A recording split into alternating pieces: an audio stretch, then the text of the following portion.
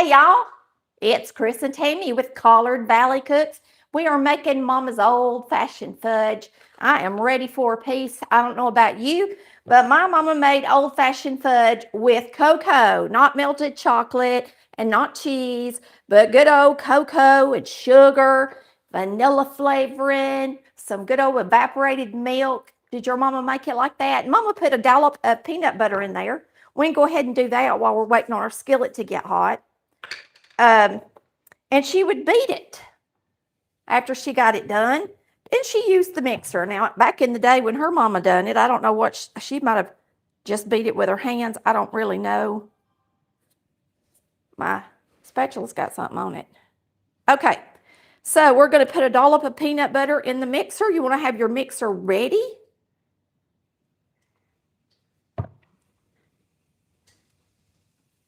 Just like that. Then you're going to take a stick of butter and you're going to start to melt it over here in a pot. And while that's melting, we're going to mix up some cocoa. Let me turn it down all the way down. We're going to mix up some cocoa and sugar, and it's 3 cups of sugar.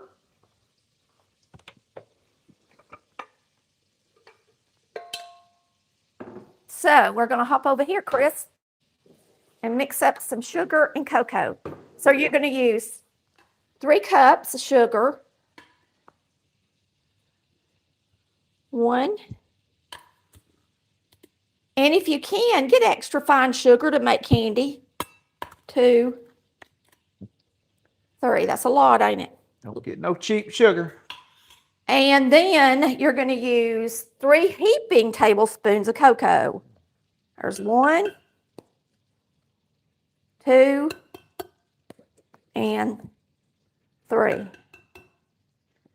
And then we're going to whisk that together. Just like that. You just whisk that together so that your cocoa gets distributed into that sugar better, so that it's not just a bunch of little, it just wants to collect on the top and float if you don't get it mixed in sugar good. This is not my favorite whisk for what I'm doing. I need a stiffer one. And it's dirty. I didn't run my dishwasher yet today. Y'all, this apron I got on, look at these cute earrings. I got them when we were shopping at Bale's the other day. Aren't they cute? And this apron I got on, I've had forever, since the kids were little. All right. Still fits. Yes, it does. It's an apron. Oh, so nice. So funny. So nice when you get something out old that fits. Yes. Let me grab this. Now, when you make candy, this is a tip that I learned from my pralines. Okay? It's a good tip. Now, today I'm using nonstick, so it's even better because it's easier to make candy in a nonstick pot. But when you do your butter, pick it up with your fork and melt it around the edges of the pan. I about waited too late. You can just pick it up and slosh it. Watch out, Chris. Let me grab this one too. I don't know. This pan, I don't know if you've got one or not, but it's the pan we make green beans in. That's good. That just helps that sugar not cling to the sides when you go to put your sugar in. I'm also going to use a trick today, and I put it in my new cookbook, where you put 2 tablespoons of corn syrup in it, because the corn syrup reacts with the sugar and keeps it from turning back to sugar. And you only add a couple of teaspoons, I think it's a tablespoon. And why not go ahead and do it? Mama never did. And then sometimes her fudge wouldn't turn out, and sometimes it would. But to be on the safe side and save the ingredients, why not just go ahead and do it? Go for it. All right, we're going to dump that right in there. Okay. We're going to open a can of evaporated milk. You got to have a punch to open evaporated milk and pour it the way I do. And I think I used the whole can. I changed this up a bit, y'all.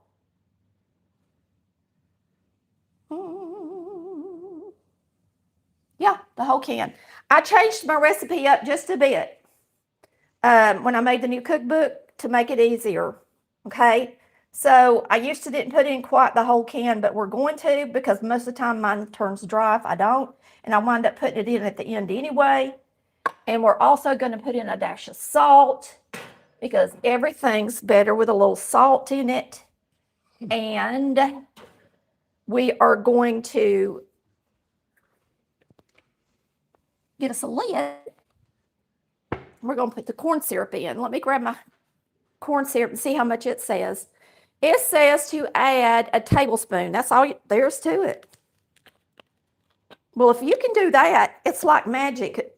According to what I read, I put it in all my candies for the new cookbook. I said, why not go ahead and make a recipe where you know that more people are going to be successful when they make it? Just go ahead and write it up that way. And that way everybody will be successful making old-fashioned fudge. Because look, that's the only corn syrup it gets. It's all sugar and Hershey cocoa and good stuff. So why not go ahead and do that? So in my new cookbook, you will see a few changes like that I put in there to make it an even better recipe. Now, Mama didn't put that little bit of corn syrup in there, but I'm going to start doing it. I really am, because fudge just ain't no good when it turns back to sugar and it's grainy. And if it's raining, it's been raining here for like 5 days. The weather has been awful. I'm just barely mixing this up. I'm not scraping the bottom of my nonstick pan with this at all. I'm just kind of mixing it up. And you don't want to slosh it too much on the edges or nothing. I'm just going to mix it up like that. We're going to put the lid on it and bring it to a boil. Oh, Lord, we have a cat fight going on. We have a real cat fight going on. Hey, Kiwa. Sorry, y'all. We have new kitties. Kiawa, leave her alone. Get out of there. She get next to your food, I guess, didn't she? Sounds bad. Her mom will be here in just a minute.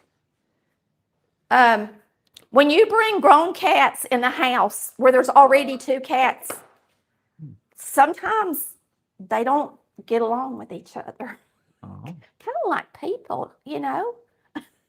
When you bring the family together for the holidays, sometimes there might be somebody you don't get along with.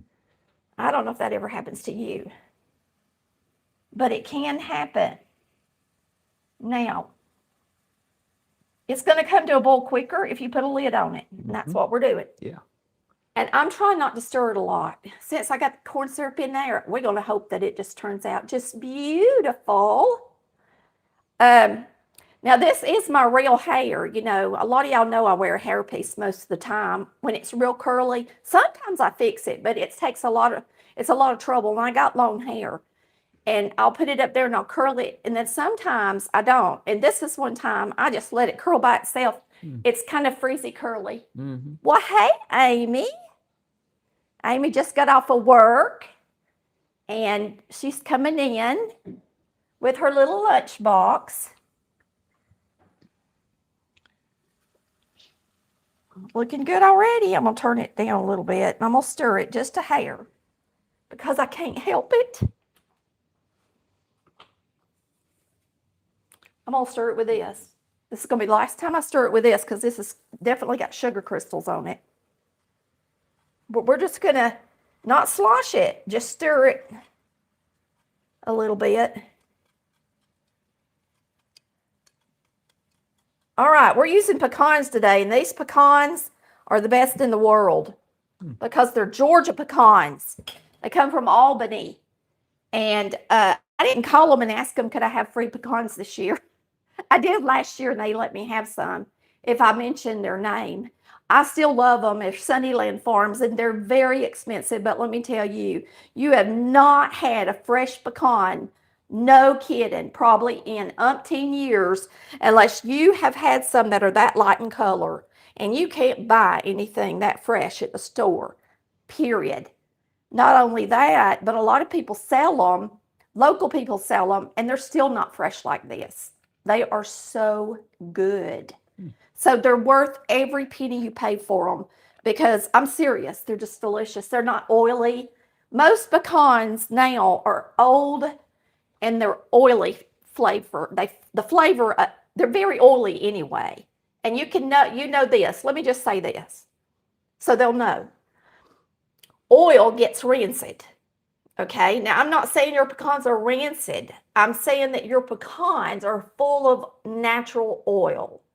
And when they're a year old and 2 years old and sold in the stores, and not just in the stores, but by local produce departments and stuff, even local people, they have I know, I can taste it, an old oily flavor. If you know what that tastes like, will you please down in the comments say, I know exactly what you're talking about, because I don't even like pecan pies and stuff that much made out of them. That's about the only thing I'll eat made out of old pecans, because it's hard to beat a pecan pie, right? But I wouldn't dare put it in my delicious fudge. All right, we're going to turn it up. This is a slow making process. So once it starts boiling good, you're going to turn it up, and we're going to bring it to a boil, a rapid boil for 2 minutes. So it's not quite there, but it's getting there. It's not quite there in the middle yet, but it's close. I'm going to turn it down just a hair. I don't want to burn it. Now, it takes a little bit of time to make fudge this way, but boy, is it good. I don't personally like the other fudges that are made with cheese and melted chocolates, and there's all kind of way to make fudge. Most people just melt a bunch of chocolate and then pour it up and say it's fudge. But a homemade fudge like this, if you grew up on it, nothing tastes like it. And you can also ice a cake with this. You sure can. This is the old kind of chocolate your mama would cook on the stove. Look at that. And make an ice cake with. It's the same thing. She just didn't put the peanut butter in it. Well, she might have. All right, let's see. I got me a little, this is a handy dandy little tool. And I'm going to check my temperature with it.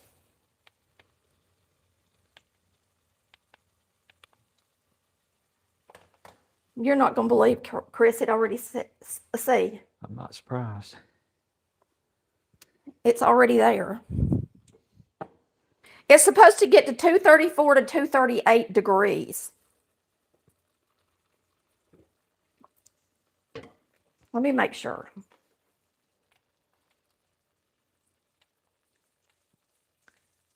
In the middle, it's not, see. Well, it's going to keep heating up.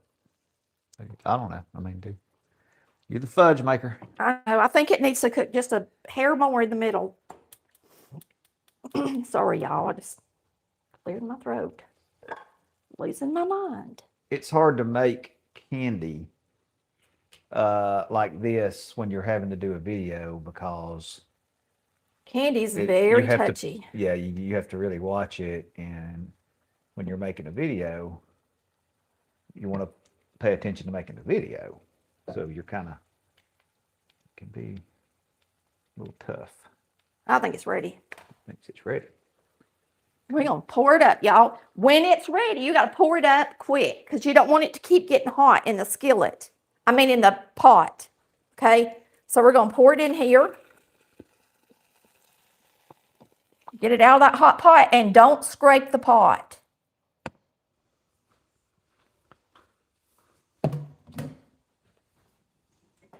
Now that was way faster than I typically make fudge, and it's because I had a lid on it. It makes all the difference in the world. And when I was growing up, Mama didn't even have a lid. She used a plate. Does your mama use a plate on something as a lid? Nope. Or she would use a We didn't have it in 2 plates, so we had to take turns. Oh, Chris. She would use like a sheet pan, lots of times, and put it on top of something. We didn't have. But she didn't have any lids. She really didn't. That is a what kind of thermometer is that? It's a thermal. It's called an infrared Infrared thermometer. Yeah. Now, I'm going to tell y'all this because it's just like anything else you buy. Just like my oven. Let me just say this right quick with this off. My oven, if I put it on 350 degrees, is not 350 degrees. It's 340 degrees. I bought a thermometer and I tested it. So when I set my oven, I have to increase the temperature by 10 degrees. That's why a lot of people will not be successful making a cake or making cookies, and they think that the recipe is bad, but lots of times it's your oven is not calibrated to the right temperature. And if you'll just go to Walmart, buy you an oven thermometer, stick it in your oven, turn it on 350 degrees, wait about 30 minutes, come back, see what it reads, and then adjust your temperature to the way it needs to be. And you can actually calibrate it, go on YouTube and figure it out if you want to. Same with this. I checked mine and Chris's temperature in our ears and in our mouth. It was 10 degrees lower than it should be. So I cooked this candy 10 degrees higher than it should be. Yeah. Or we need to go to the hospital, one or the other. Oh, because we're 10 degrees lower? Yeah. Yeah. Yeah. Now you're going to beat this.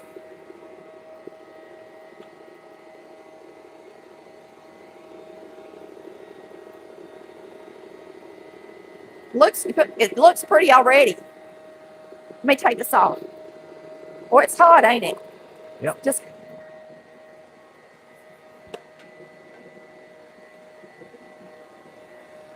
now, when it starts to thicken a little bit, you can add your pecans. And once you add your pecans, it's going to thicken really quick. It's going to cool it down some. Okay. So you can use about a cup and a half of pecans. That's up to you. We like a lot. Y'all, it smells so good. Don't it, Chris? Yep. Oh, it reminds me of my mama more than anything in this whole wide world. I'm not kidding. This fudge reminds me of my mama more than anything in the world. My mama made this fudge, and I'm sure her mama made it, which was my Maw Maw.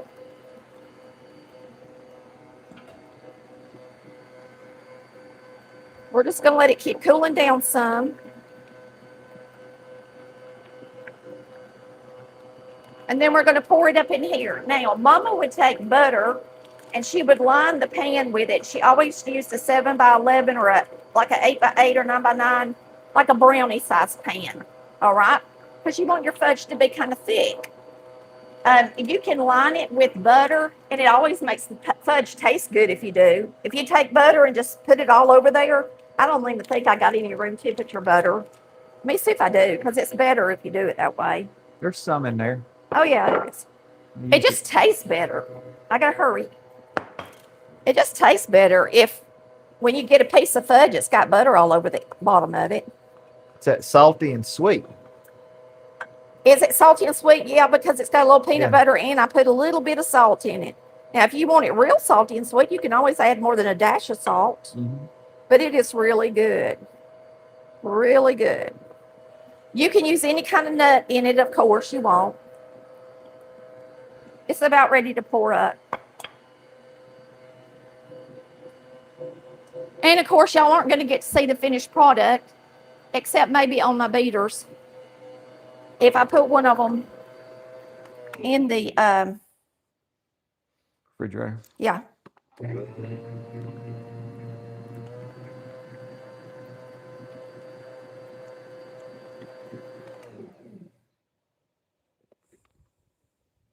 It's pretty runny. I hope I cooked it long enough. I'm going to take out one of these and put it in the freezer and just see what happens before I pour it up, y'all. Before I pour it up.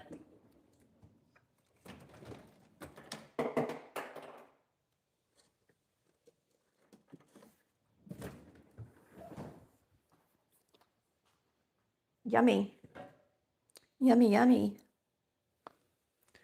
Well, the good thing is, even if it don't set up, we can ice a cake with it. Oh, yeah. It is so good. Sorry, I'm licking the... If it don't set up, I can cook it longer, but you really can. You can cook it longer. You could put it in the microwave, couldn't you? Yeah, you can do that too.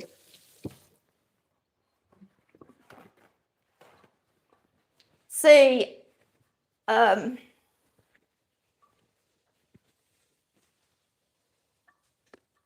see about what it is now.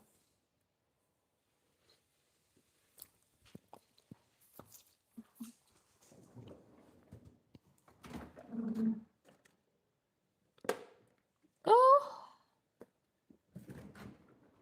it's kind of setting up. Yeah, it is. I'm sure it will. Okay. We'll put that back in here. Let it get good and cold, and then I'll show it to y'all. We're going to pour it up. And I guess I could beat it longer, but I've already licked all that stuff up, so I guess I shouldn't. Get me a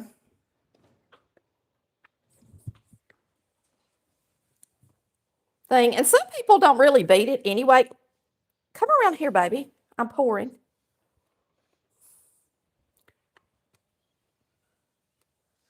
Some people don't beat it anyway. They just pour it up and just let it get, you know, thick as it cools. Mm-hmm. This takes forever. Yeah. I may not be eating it till tomorrow.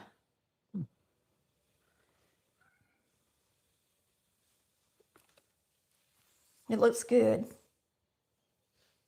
It's going to be delicious, y'all. Delicious.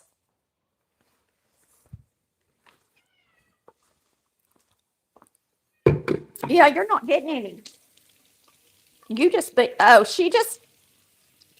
Amy, she just had an argument with Clemmy. A pretty good argument.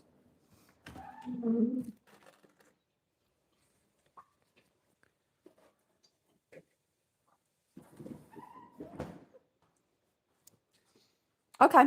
Now, the only reason we beat the fudge is to cool it off. Yes. It's not to make the fudge or anything. It's to cool it off. Right. Faster. Right. And you can tell it's starting to set up on this. So, that's it. That's all there is to it, y'all. Did y'all enjoy it? I'm going to enjoy it. I know that. We'll enjoy it. And now it's time to make supper. Mama has to make supper. I hope y'all enjoyed the recipe. It's going to be recipe 374 in the new cookbooks. Oh, big news. Cookbooks did ship out this week. And so if you ordered before November the 24th, you should be getting your cookbook at least by Monday. It's according to where you live. If you live the furthest from the plant, you won't get it till Monday, like if you're in California, maybe down at the bottom of Florida. But if you're in the middle, you might get it as early as Friday. That's if the mail runs. Right. Right now, I mean, I've been looking at tracking numbers. Yeah. Most of them are Friday, Saturday, Monday. Good. Okay. We appreciate you watching Collard Valley Cooks. We'll see you next time here, cooking like Mama did. Bye, y'all. Love ya.